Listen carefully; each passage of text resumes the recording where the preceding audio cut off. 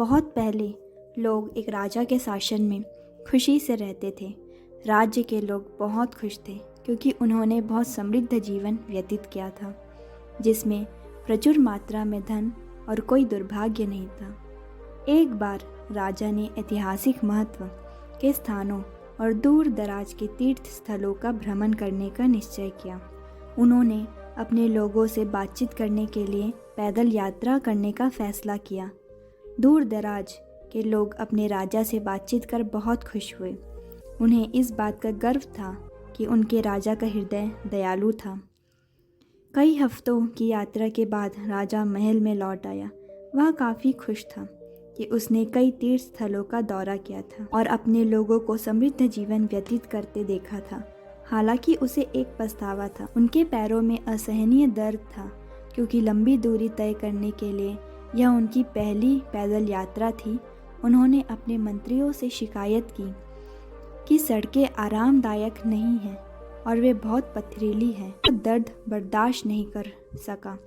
उन्होंने कहा कि जिन लोगों को उन सड़कों पर चलना पड़ता है उनके लिए वह बहुत चिंतित है, क्योंकि यह उनके लिए भी दर्दनाक होगा। यह सब सोचकर उसने अपने सेवकों को आदेश दिया कि वे पूरे देश की सड़कों को चमड़े से ढक दें ताकि उनके राज्य के लोग आराम से चल सके।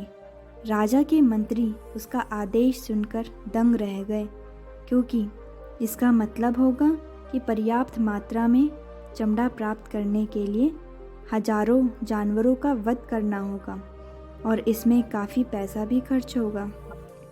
अंत में मंत्रालय से एक बुद्धिमान व्यक्ति राजा के पास आया और कहा कि उसके पास एक और विचार है। राजा ने पूछा कि विकल्प क्या है।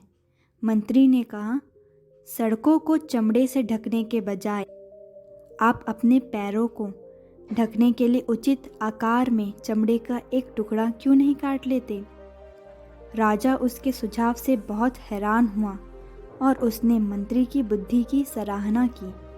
उसने अपने लिए एक जोड़ी चमड़े के जूते मंगवाए और अपने सभी देशवासियों से भी जूते पहनने का अनुरोध किया। इसलिए हमें दुनिया को बदलने की कोशिश करने के बजाय खुद को बदलने की कोशिश करनी चाहिए।